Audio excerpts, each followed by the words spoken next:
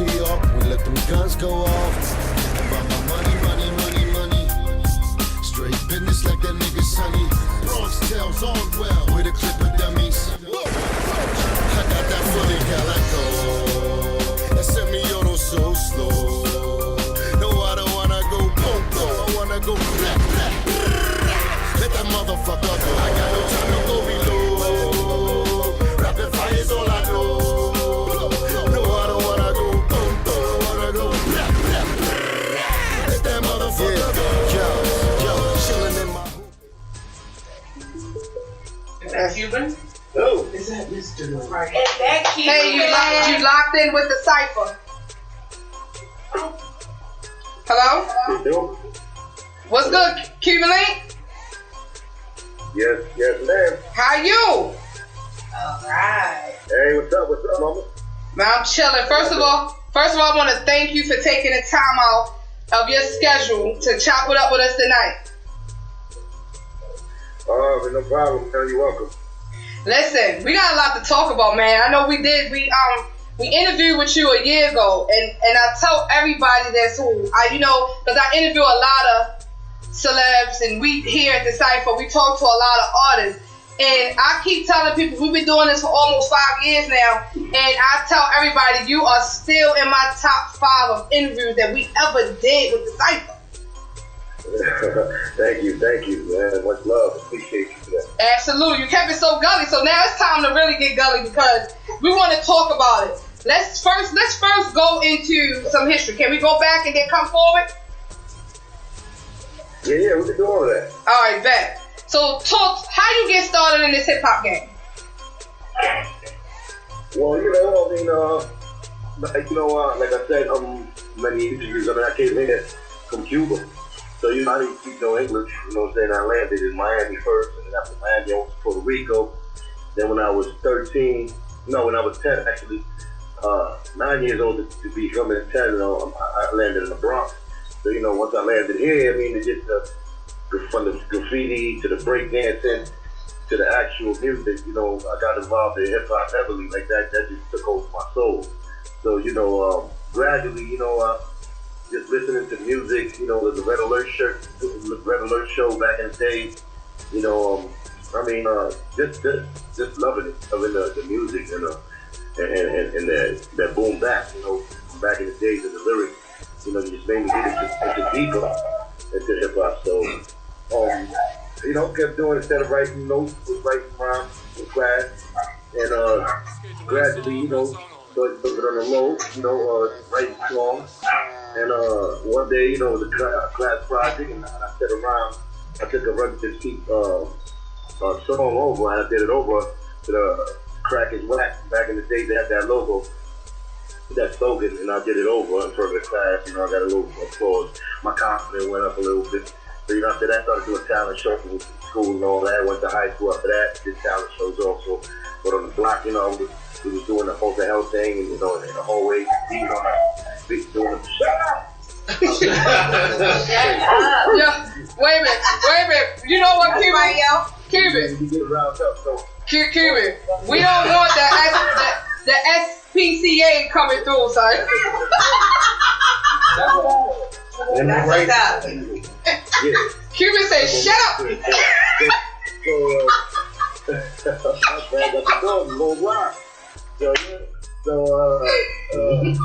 Back to the block, a little bit once we 7 o'clock to the union. That's when, the dogs got loose back then. That's where I met Pun and all of that. And, we did the same thing. Sypher is, our dudes is knocking on the beat, on the door. And we went crazy after that. And then from there on, it was a street thing. Me and Pun got together. We started a little crew called Rough and Rugged. That was the name of our group at the beginning. Sypher was a big part of it, but he belonged to another group, so he couldn't be part of us at the time. So it was me and Pun, Rough and Rugged.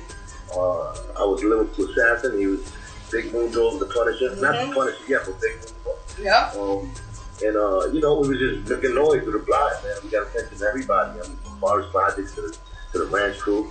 So that's how, we made so much noise, and then that's when Fat Joe came here about it, and then we got together with that. That's basically a summary of my whole shit.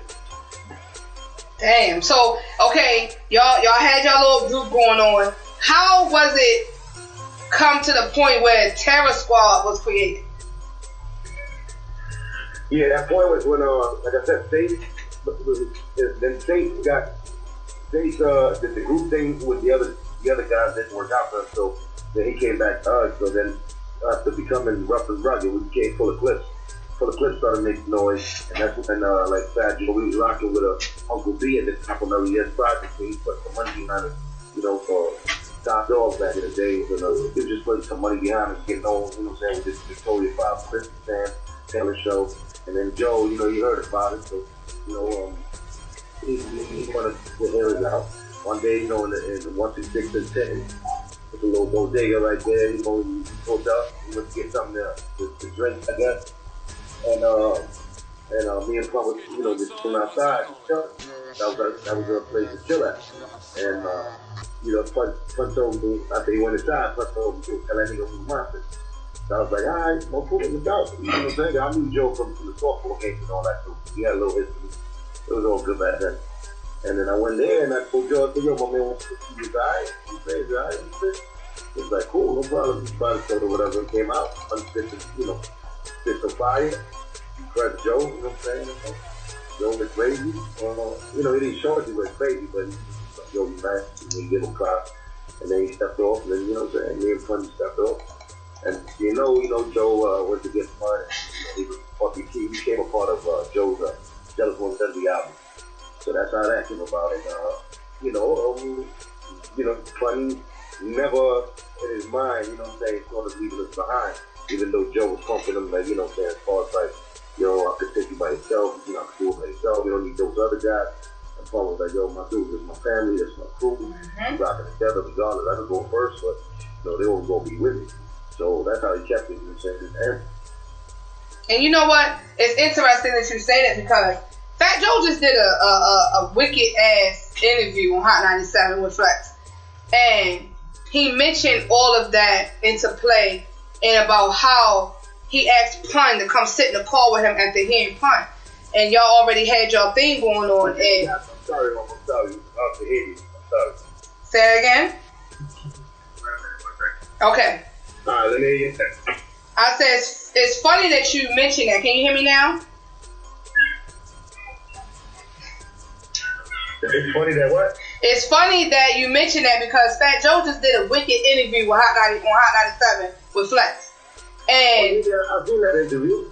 Yeah, and it's crazy because he mentioned how when he actually saw Pun, y'all was at a bodega or something, and he asked Pun to sit in the whip with him. And then he basically telling him, Nah, he lying right there. Nah, he just broke out that day. He always going to exaggerate. That's his thing. His thing is always, he thinks he's in a game, and he's been in the game so long. It's not that. So let's talk about it. What actually happened? What actually happened that day? That day, we just been.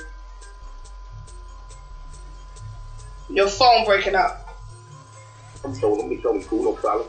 We bought a little cylinder. We came outside, and this is my man, this is my man moved over here. You know what I'm saying? And they gave each other five, and, get around. One blew his mind away. This is the round we say.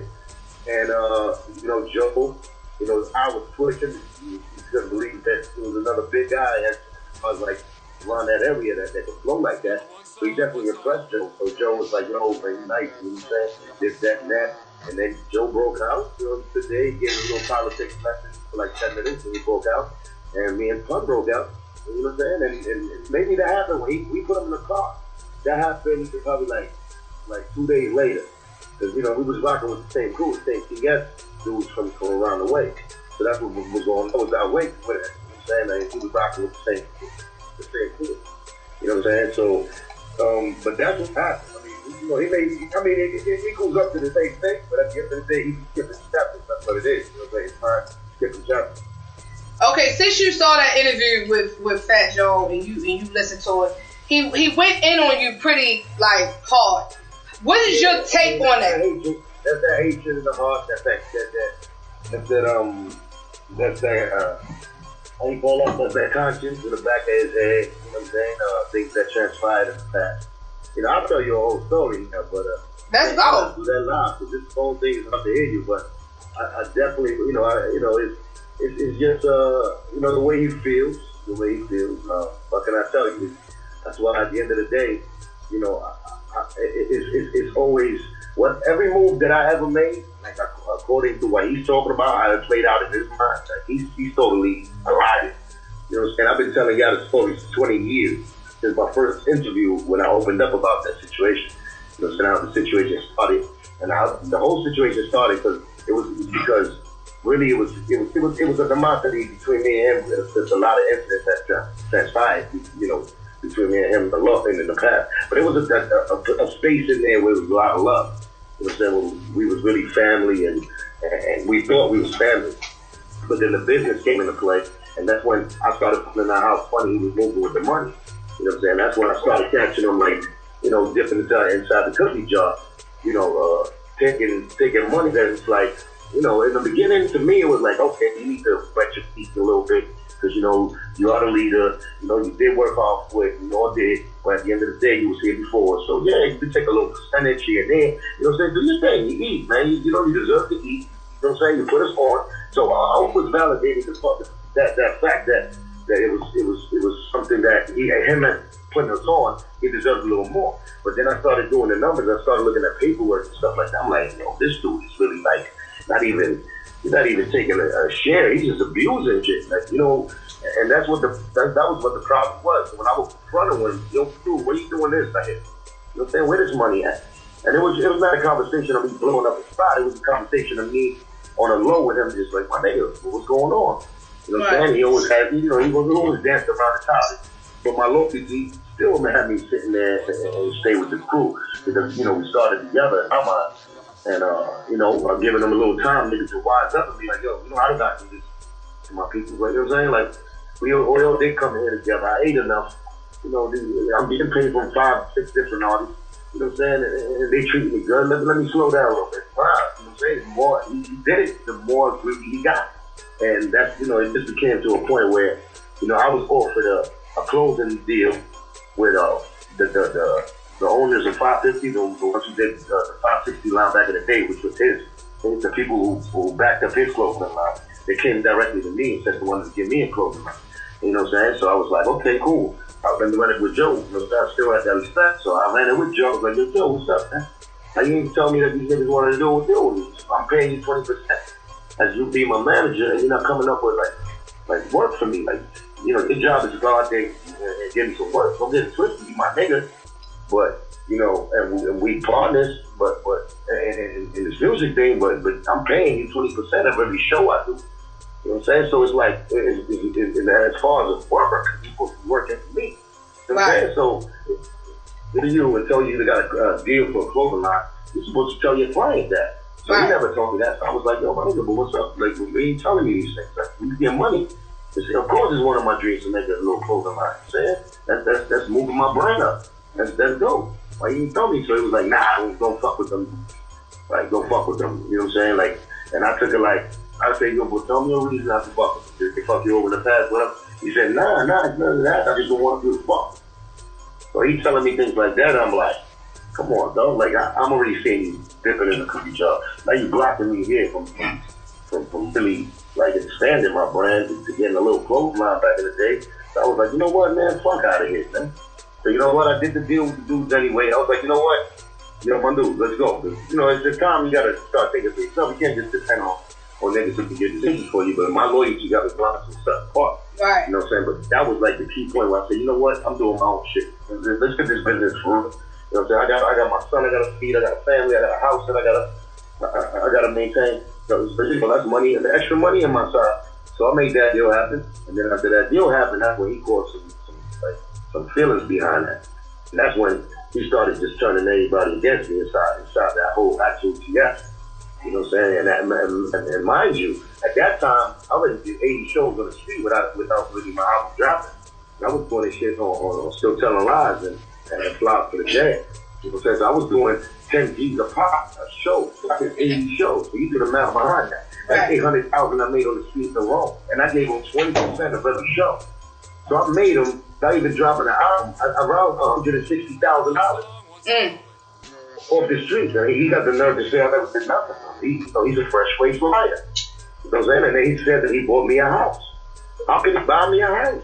I bought my own house. If my motherfucking bonus from Atlantic Records, my upfront money was $50,000. So don't let him gas you with $500. That's maybe what he gave him. Now he gave, what I got, my check was $50,000. From that $50,000, I swore upon that I would give him 25% of everything I would earn when I get paid. So from that $50,000, I went to Fun's house and gave him $12,500 in that while he's sleeping in the living room. And lies like a boxer. I woke him up and I said, I love you, my twin. I gave him a kiss in the cheek and I planted it. As a matter of fact, I didn't put a check. It was $12,500 in cash. Put it right in his lap and he said, what's this? And I said, I'm out, I love you. I left. You know what I'm saying? And then Flex, which was my road manager, which was all of our road manager from Terror Squad, Flex. I gave him $5,000 because I promised him $5,000 I gave my kid. So I already gave $17,500 out without even me trading on nothing, doing nothing. After that, I put that down payment for my house in Jersey. Right. So how could he sit there and say he bought me a house? I was the first nigga who had a house. I did it right. I went to change my handbag, which my man hooked me up with the owner there, and he got me that house in Jersey.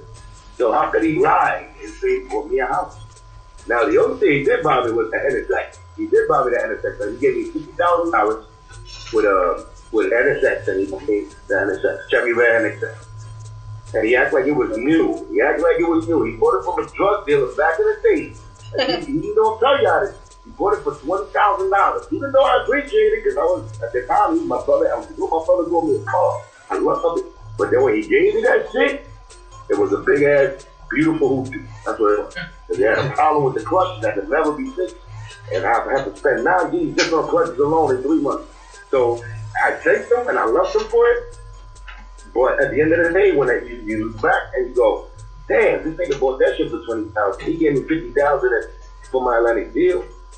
And they gave him $500,000 for me. Right. So that means you pocketed $430,000 and you paying me to give me my own money.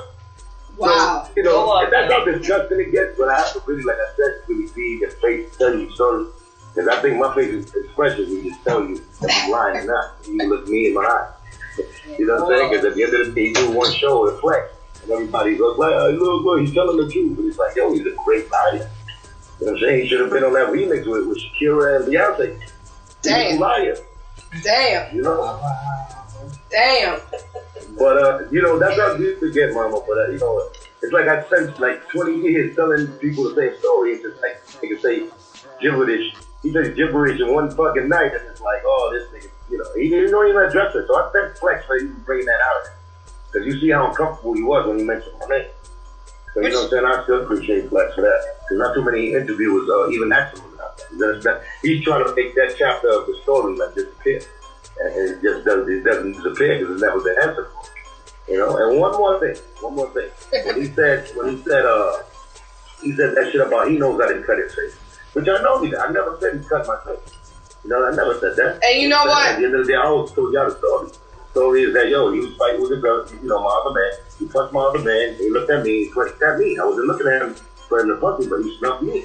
So when I went down, I came back up and I hit him 3 or 4 times in his face. And I had him walking backwards. You know what I'm saying? And then somebody did that from behind. While I'm trying to get, you know, my target was Joe. He was in front of me. Because once he put his hand on me, he was like, okay, fuck it then. You know, you hit me out here. But somebody did it from behind. And I did speak to him on the phone. I spoke to him on the phone, and I just told him, and he told me, yo, you know, I would never do that to you. You know what I'm saying? I said, nah, I know you wouldn't do that to me. You know what I'm saying? So I told him, I know you wouldn't do that to me, but at the end of the day, it is what it is. I guess I'm the real Scarface now. And if you my man, if you my friend, like you supposed to have all this time together, all you gotta do is tell me who did it. And it's all good, my bro. Because I know me and you can take it in the back of Abby for stuff. But you know, it happens. But somebody did, you know, somebody fucked the line. All you gotta do is just, you know, speak to me, tell me who did it. That's it. You know what I'm saying? I got no problem with people before. Me and you handle what we handle. You punch me, I punch you 3 times. If you want to do it again, we'll do it again, but we still friends. Just tell me who did it. And the nigga never told me who did it. I was like, okay, cool. What is it? Then after that, I already knew where he was going because I tried to get a deal. I went to the West Coast and tried to get deals with Sony, Universal, Epic, everybody from the West Coast chapter. And they blocked me. They loved the fact that I was there and they wanted to do it. And 2 days later, when I stood there for a week, 3 days later, came back to me and said, yo, we can't do business with you. We have a great relationship with Fat Joe. I was like, oh, he putting the fucking blackball effect on me. You know what I'm saying? He's doing the Scarface shit. You don't remember this when Frank started telling niggas, he started putting the cop nigga on over Tony? It's easy to me. So I was like, yo, damn, this nigga putting the block on me. I can't even get killed now because it's that. So now, what's that for me to do? That's for me to do. I mean, if I was in a rapper, I'd grab my gun and body this nigga, but I can't because I know what kind of situation it is. They're like, okay, this is music. So this is not just us being stupid motherfuckers in the block trying to kill each other over drug money. So we have to do it right. You know what I'm saying? At the end of the day, you know what? The closest thing I could do is grab that mic and put it in the gun. You know what I'm saying? So that's what I did. That's when I went in on him and started dissing him on track. Because that's the only attention I could get. I mean, I can't get the deal anyway if you don't blackball me. Right. So let me put it, let them do it in the streets then. So Right. that's what I did. That's why you see too that I didn't have no motive, no act. You know, I had Joe for no reason like that. I did it for this nigga trusted me to do it. He put me in a situation where I had to do that. So, you know, that's just the way it went. That's back then. That's for now. You know what I'm saying? You still got that pressure going on in the industry, you know? So what's the situation with Tony Sunshine? Tony Sunshine is just a lost soul, man. You know what I'm saying? He's a lost soul. What can I tell you about him, man? You know, back in the days, I mean, I got these niggas just fuck with me. Just sorry, baby. So, the Tony Sunshine story, we were very close at the beginning. We was all close. You know what I'm saying? Tony was like the little nigga that's just singing on the block. And we loved him. You know what I'm saying? He was part of PNMR, little crew under TS. So, he hang with me all the time, like, you know what I'm saying? I used to rhyme, he used to sing. And, he was a great singer back in the days. And he always had talent. Joe never put him on. As many times as he claims that Joe is one, the truth is that Joe took him here and there to some showcases. I guess Joe didn't like what he see, or he didn't think he had enough talent. He didn't have enough talent, you know what I'm saying? So he let him go back to the hood. As far as projects, he started hanging around me, he started hanging around us. I'm the one who brought actually planting to Forest. But everybody didn't, because he was my brother, you know what I'm saying? Mm-hmm. We used to hang in a ranch. So I'm the one who brought him in that side. And ranch and Forest at that time didn't get along. So, you know what I'm saying? I'm the one, I was like the middle nigga that everybody got along with. So fun was the same way. I just brought fun along to that side. So we started doing, like I said, back in the day, some shows. We used to bring Tony all the time with us. So, we like solidified as part of us. You know what I'm saying? Full of clips. You know what I'm saying? Coming up. So that's what happened. Then when Pun blew up, Tone just, since he was our people, he just slid in with us. But, he was part of us because we was bringing him with us. Me and Pun was bringing him with us. That's why you see me, like he's trying to just give props to Joe putting him on. But if you look back on 24 Hours, I don't know if y'all heard the 24K album. My first single, Still Telling Lies, was with Tony. I put him on that song. Right. To get him his shine. Back in the days, I was a businessman also. I was trying to put my people on. So, he never gave props to that. You know what I'm saying? I put him on Hey Mama. I had him like 5 times in my album, 24K. So 5 different songs in my album without him even having a deal yet. So, and things like that, bothers me because it's like they coming off from different histories. And, not to mention that I caught, 73 stitches in my stomach for him, you know what I'm saying? But him starting something and me finishing it for him and I get stabbed, you know what I'm saying? But at the end of the day, it's like, I shed blood for the sport, you know what I'm saying? And a person like that, a nigga like that, he should give me his soul. Really, you know what I'm saying? I proved that my friendship worked. You know what I'm saying? I stood up when niggas wanted to jump you, and I stood in there and I tried to stick up for you. Like things like that don't get honored in this fucking day and age. And it's crazy. It's crazy to me when I hear them talking the way they talk. You know what I'm saying? And it's just, I'm tired of making excuses on him. Like, at the end of the day, it was the drugs, that he was hooked up with drugs. And that bothered me because he never was a drug addict back in the day. So, like, this shit right here, it's like, come on, dog. what is it? You stressed out? Maybe Joe got you so stressed out. You using drugs, man? Right. Like, I mean, that went through my mind, but it was like, you're a man, though. So excuse us. You got kids, and you shouldn't be lost like that. So, you know, I kind of said certain things like that for him to wake up. Maybe be interest to everybody, listen to me, probably make it a little fun for him so he can wake up and stop using drugs. But, you know, it is what it is. He might still had a little soft spot back then. Right now, I mean, listen, I'm tired of going back. That's what it is with these dudes. Like, you know what I'm saying? They know the work I put in for them. They know the love I showed them when they were friends. You know what I'm saying? They just never touched. And they've seen that the beatdowns I gave to people, so I don't understand why people. It might be people behind them that are trying to invest money in them, that's good gassing them, and like, you know what I'm saying, telling them to do certain things. But either way, you're a man. We're hearing your nuts, so you know what you speak, and there's no excuses for you. So, you know, that's the story between me and Tony. You know what I'm saying? Okay, Cuban. What up? This is Johnny. Welcome back, fam. What's up? And I'm talking a lot over here because I know I can't really hear y'all when y'all Can you hear me? So Can you hear me now? telling y'all baby what y'all want to hear. No, go ahead. Can you hear him now? Can you hear me now? There you go. What up? What up? What up? This is Young. Welcome back. You definitely a family and friend of the show. Well, what's up, Big Daddy? What's going on, man? Give us a little bit about your initial Remy meeting, if you don't mind. Or your relationship, you and Remy. Can't do fun. Huh? You already know, like, she was in front of Fun House when I first met her, you know what I'm saying? Like, when fresh, like, Remy was fresh, like, you know what I'm saying? She was in front of Pun's house by the porch, and, you know what I'm saying? And Pun told me, you know, Pun used to introduce people, and of course, like everybody knows, like, you put your spit, you know what I'm saying? So, you know, he put 1,000 niggas to spit, you know, big to me before, so I was just like, y'all was dying to hear niggas spit out like, come on, not everybody dope, nigga. But he would do that. So then he told me he got this girl, and I was like, you know, I was always interested. I was like, okay, you got a girl that you spit? I was like, yeah. So Remy just started spitting, man. Of course, you know, like any story. Just like when Pun came up and he spit for people, he blew niggas' mind, so she blew my mind over there. So I already knew she was official, you know, and, you know, it was love. It was love from back then, you know what I'm saying? I always had love, even when I went to much with Joe and all of the other actually service squad, because I still had love for Remy, because, you know, she never said nothing bad about me, and she kept doing her thing, and she was in the struggle with it, and she was in the hustle to make her thing. She was actually going through the same thing I was going through. Like, my beef was like Joe was paying him, you know, enough attention to my album when it was coming out. Like, he didn't play the business he should have. He didn't really play a part into it like he wanted. That was a beef too. That's why I think she parted ways with Joe, because Joe wasn't pushing her album like that, and her album was dope, and Joe didn't believe in it. Joe didn't believe in it like that, so she got tight at one point, and then, you know, we spoke about that, but just the way it was, you know what I'm saying? And I was still, to this day, I got love for Remy, man. You know what I'm saying? I was there when, on a trial day, we actually did a song for a moment, the moment of truth, before she went inside. Me, her, and Tony, we actually, you know what I'm saying? We did a song together, and she went inside, and yeah, I mean, tight, man.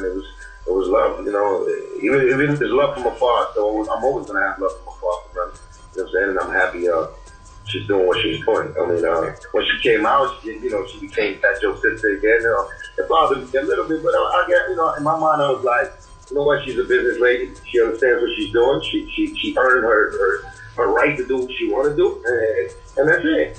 You know what I'm saying? That's how I looked at her. You know, she never said ill shit about me, so. You know, at the same time, I just wish, you know, when she came out, I tried to holler at her just to find out how her mental state, as far as like, baby, you know, you outside now, and you know, much love. My bad, I didn't see you inside, and I was going through my own thing out here in the streets, which prevented me to really go and see anybody in jail. But it's no excuses, like I said. I'm not a man of excuses like that. You either believe me or you don't. And you know, all I could do is try to reach out to her and make sure she was good and wish her the best. Have you spoken to her? Look for Remy just to do a song with her or try to get anything from her. Like, I got more love than that. Did she respond? Did she respond to you? No, she never actually responded to me. Man. She started hanging out with you. And you feel like she chose once you go to that side, it's like a rule. It's like a golden rule. You cannot go to Cuban ever again. Some people do it, you know. Some people do it. Yeah, I can dig it.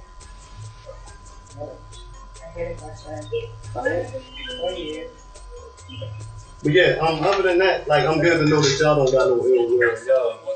Y'all good. Nah. Come on. But other than this, like I never had no ill will towards her, even before and after, never. I know where she come from. I know her struggle. I know, I'm happy for her. You know what I'm saying? I'm happy for her. She's on that level right now. It's hard. What was you? She is, man. She, to come out here and really come up and be in the top of the world like that. I love that. There's talent together. So I appreciate her, and I wish her nothing but the best. Did you think hip hop needed this beef between her and Nicki? Needed? I don't know about needed, but it was definitely entertaining. But once again, look at the crazy shit that it did to happen, right? Like, okay, Remy went in, right? She did her thing, loved it. I loved it. I just didn't like the flow she chose to use. It was real somewhat like she was reading from a Palm Pilot, like she was reading there.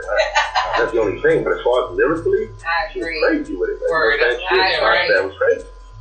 Man, I agree with you. So, as an MC, she bodied it on the content. Yeah. Now, It sounded like she was reading. Didn't want to respond. You know what I'm saying? Nicki didn't want to respond. Cool. You know what I'm saying? Before my situation, I would have been like, damn, Nicki can't respond, motherfucker. Come on, you a lyricist. But look what Joe did to me all these years. Like, you gotta look at that. Like, I went at Joe lyrically. I think I never responded to anything that I ever said. Ever. They made a song about me, and nobody made a big deal about it, which was a big deal, because we the only two Spanish niggas really that was relevant going at it. But nobody said, oh shit, this nigga Cuban made it a big thing like they did with Remy. So you know what I'm saying? So Joe never responded to me, so I can't blame Nicki for not responding to Remy. You understand? Because like she said, it's all about business. And that Blackout Plomo only sold 10,000 the first week. So they're doing that type of award. You know what I'm saying? Where I come from, that type of award don't exist though. It's who better. You know what I'm saying? It's who better. You know what I'm saying? But that's just the way I feel about it. Absolutely. Alright, how you doing, Cuban? How you doing? Yeah. I've been waiting to get this interview. My name Mimi out, baby. How you doing? Yeah. How you doing?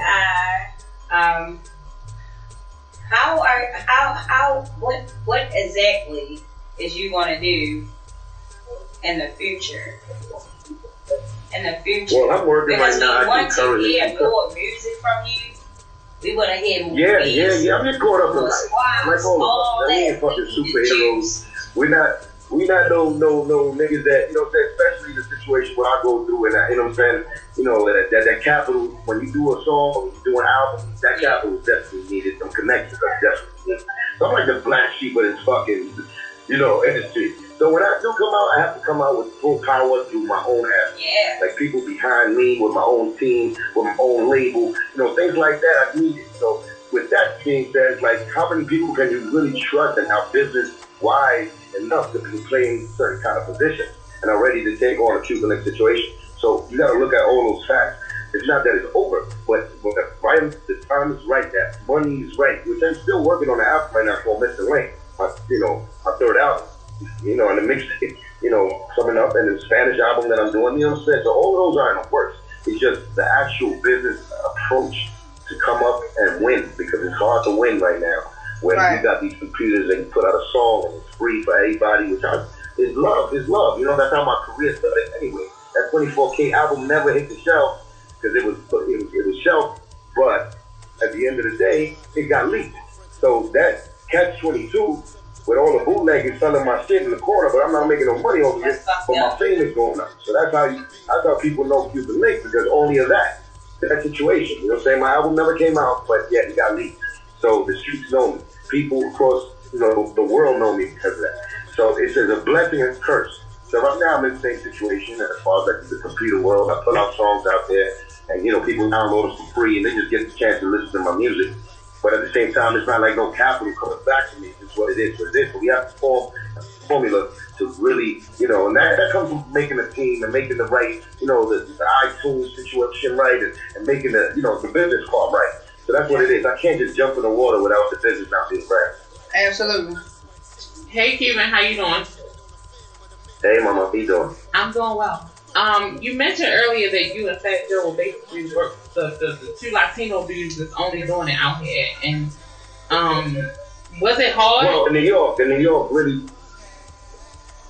Was it hard? That was like 2000, 2001. 2001, 2002. That's when the situation happened. So I say at that time, like we was like relevant enough to make noise. Where it's like if I go at Joe at that time, it should have been like big news. You know what I'm saying? Because that was my first really active phone ad.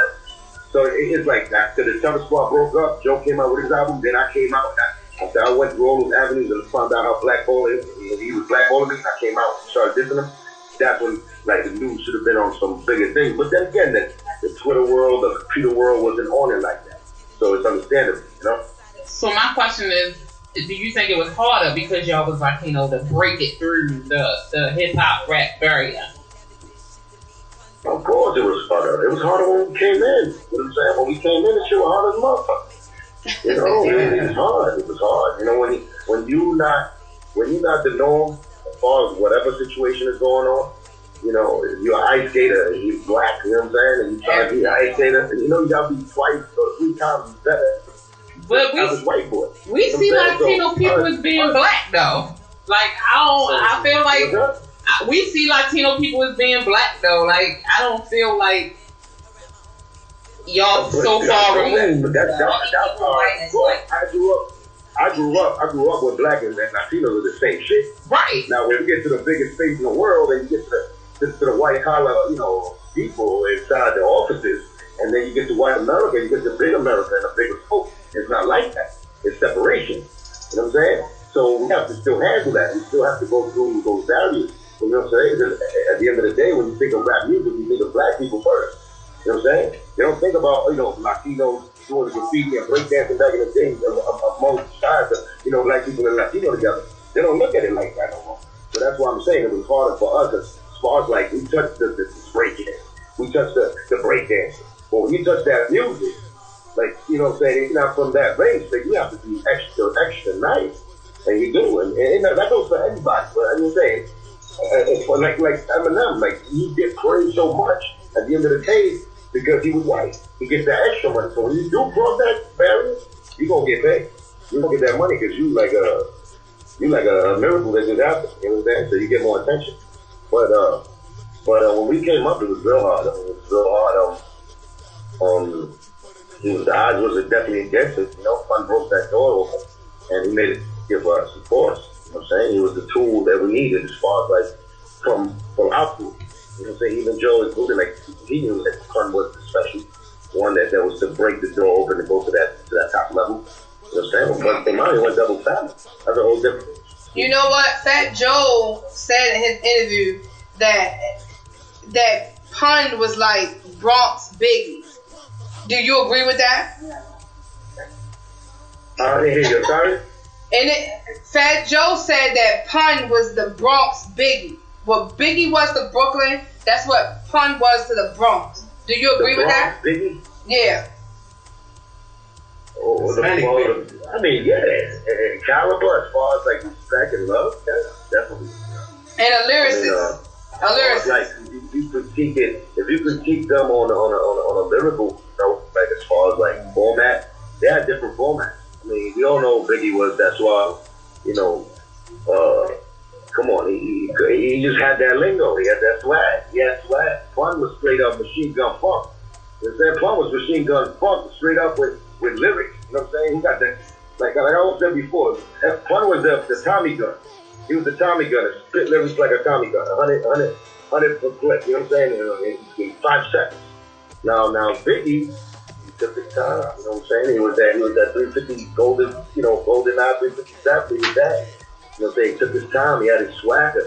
He had a whole different style, you know. But as far as like image and brand, yeah, you definitely compare them. Those both big, oversized guys that you know that would get the ladies.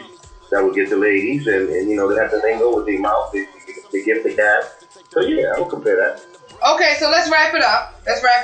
And my thing, what's new for you right now? What you got going on right now? Right now, like I'm saying, I'm in the studio working on that mixing album. You know, I just dropped a little joint on YouTube. It's called Open Book.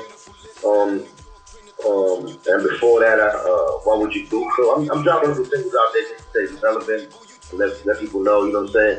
I nigga doing, still doing his thing, and you get the consumers ready so when the album really drops. But I'm dropping things. I'm about to drop another thing. Actually next month. Just for the people that as hard as it seems to be believed, but the fans are still there. It's just I need to find that avenue really to market, to make some money off of it. It just can't be free all day. So it's definitely a business, like I said before, that business team needs to be in place before I can even drop an album. You know what I'm saying? Like I said, I'm doing a mixtape for the people, just let them know what I'm on right now. But in the album, you have to copy. And that shit costs money still. It's not like it's free. But when they gotta recruit, they still gotta do what they do when it comes to business. But most of all, we need some radio waves. We need people to play out the song and get it out there. So you know what I'm saying? Get it to become a household name again. But definitely still at first. Just some movie projects in the backside, writing some scripts, dabbling with the acting, you know what I'm saying? I was actually supposed to be in that fucking movie, Fury 7. Oh, Fury 8, What happened? Wait a minute. Fast and Furious 7. Fast and Furious. Number 12. That's what's up. Yeah, number 12. Yeah. That's just that Fury 8, man. I'm supposed to do this. I'm supposed to be in Cuba. They had to send me the script and all that to read some lines, and I did the fucking thing and all that. And next thing you know, there we go. They didn't get me. I did my thing too. I did my thing a little hectic, but they didn't pick me, But next thing you know, I hear all the way up at the credits in the beginning. I'm like, oh shit, that's the theme song. They took another cock block. You had the actual cameo recorded. Yeah, they can touch avenues I can't touch, man. They touch the big dog right there, so I can't do that. You know what I'm saying? I'm working from the bottom up again, but I enjoy working from the bottom up. It ain't right. If it ain't rough, it ain't rough stuff. Give me the day. You know what I'm saying? When that day comes where I get my just due, and I get that fair shot to go up there and put my music against the best, and put my music in that radio, and let people enjoy my music, then I go work. You know what I'm saying? Go up there and get 3 Grammys for fun. You know what I'm saying? Not just get nominated, get 3 now, get 3 Grammys for fun for real. That'll be the day right there. Boom. Yeah. So, how would you feel about working with white rappers like Eminem? Do you hear me? Yo, How you doing? How you doing? I'm sorry, I ain't here. Hey, Cuban. You here? One more time. She said, how do you feel about working with white rappers like Eminem? Like Eminem, yeah. And you say you respect him, right? You respect him, you respect I others. respect all of them. I respect it. I respect all of them. How would you feel about working with him? With Eminem, I would love that. Come on, man. I love work with Eminem, with 50, Kelly, the people that, you know what I'm saying? I mean, come on. That's but I know my role. I know at the end of the day, I'm going to have to make my statement on my own. Right. I'm not really trying to chase people and get them features. I think it's, we got to get this nigga, we got to get, nah. I know that's not my role. You know what I'm saying? My role is really get the people to come to me on my own terms, on my own voice, my own music. So that's what I have to show. So that's why I have to split up even more because it's hard to do. Let everybody know how they can follow you. I would love to talk with everybody. Let everybody know how they can follow you, how they can listen to you, where they can find you at, all your social media. Well, you already know. I mean, y'all can reach me in Facebook, CLK24K at Yahoo. That's another name, but that's me, man. Facebook. Felix Delgado, Cuban Link. Felix Cuban Link Delgado. That's go check that username, whatever. And IG, I'm there too. Cuban Link CLK.com. I'm there. So I'm on the social medias. I might catch me late at night just talking shit, cursing somebody out. You know what I'm saying? That's what I feel like doing. I'll be out there, man. I'll be in the Bronx all day. Y'all gonna come see me. I'll be fishing in the summer. Absolutely. Let's see. Last year I had the opportunity. My team and some of my team was with me last year. Had the opportunity to meet you at the Women in Hip Hop event in Harlem last year. I didn't hear you, Mom. I'm sorry. It's just this phone is low or something. I said last year we had the opportunity. I had the opportunity, and some of my team, we had the opportunity to sit down and meet with you last year at the Women in Hip Hop event in Harlem. Yes. And we gotta do that again, man. We gotta do that again. Cause this phone shit right here, I think it's my phone though. I think it's my phone, but you know, for the most part, I heard all of y'all. But we definitely gotta do this live, man. Let's set it up. Come down here, y'all. Do you got boots? We got the mobile phone. We got the crack phone. You got boots, yo? We got it like that, huh? They say you got a boost phone. Boots, man. We in Baltimore. We gonna definitely work some. You already know Baltimore. When I get a show, you know what I'm doing? When I get a little show in Baltimore, I gotta definitely stop by where y'all at. So we have to make sure we keep tabs on each other. And then when I go to Baltimore to do something, you know what I'm saying? So I still do my show. So I do get some spots in Baltimore. So when I get a spot out there, I'm bet you know where I'm out there. And we can make it happen. Yeah, let's make it happen, baby. I want to thank you so much for taking the time out, and we appreciate you, and we definitely love your music. Definitely go in, and we appreciate. Thank y'all. I love y'all for having me. And you know we here, and I'm here, and I love y'all for giving me the podium to say, you know, some words and my story, and thank y'all very much. You gotta keep doing your thing. And we dropping that new song. You got open book too. No doubt. Yeah, but much love, mama. Yeah, you know my GP. Big out there in Baltimore. I love y'all. Y'all already know your boy Cuban Lane 24K. Okay. I appreciate you, Cuban. Cuban Link, everybody. Listen, make sure y'all stay tuned. You hear that Cassidy song? Don't forget, you call in 570-763 WMSK. When you hear Cassidy song, call in. He'll be here in Baltimore at the Baltimore Soundstage the 23rd, which is next Thursday. We're giving away tickets tonight.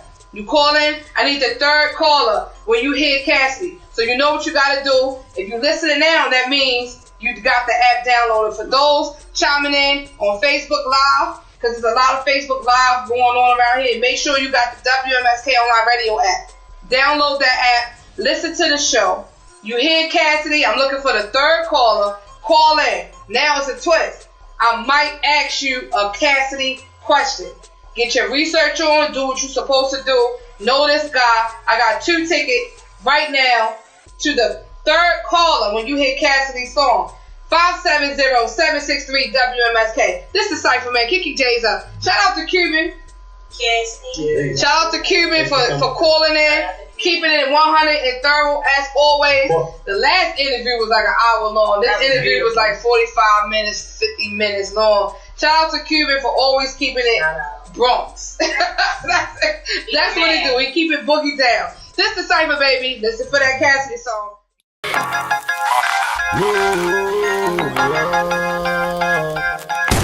This is the fast life of New York City. Listen the bright lights of New York, New York. This is the fast life of New York City. Don't get lost in the bright lights of New York, New York.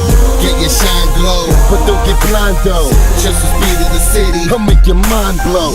This is where the grind on. Don't follow time code. 24/7, never sleep. This is my home. All the crazy New York blocks where niggas pop off shots back and make you swallow hollow points like cough drops.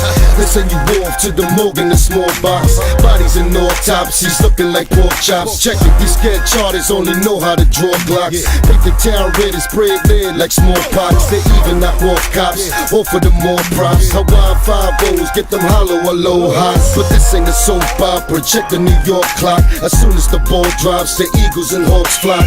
And corner spots get so hot they can scorch rocks. The top of the morgue's got more action than shortstops. Just for the sport of it, New York is the score box. The Fort Knox, we all plot to take over. This is my gold spot, the home of the 4 top MCs, Biggie Pac, Big Pun, and of course more.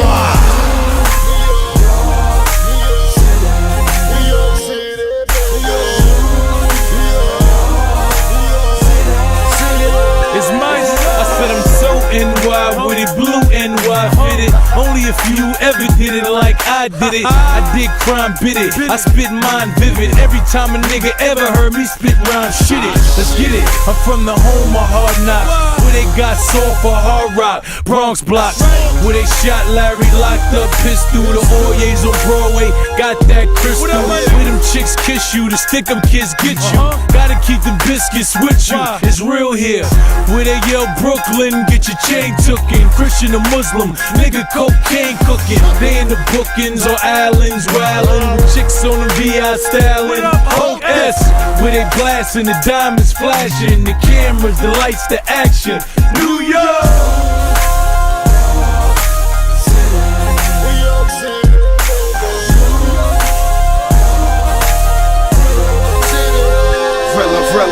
I'm from where true life is facing a murder charge. Niggas be shook, they walk around with bodyguards. We push them hot cars, we buying out the bar. Every time I'm out of town, people thinking I'm a star. We quick to leave scars, we like razor tag. Everybody spend stacks on Jamaica Ave. We the first with swag, the haze seep through the bag. You wanna walk through the hood, you need to go get a pass. In the past, you didn't even need a stash. Now police tripping, searching for ways to harass. The pace is fast, not everybody last. When stick 'em kids are quick to get up in your ass. My flow will resurrect the towers from the ash. We got respect, we get our power from the cash. We started this, we outdo, we outlast. Welcome to New York, where hopes and dreams clash. This is the fast life of New York City.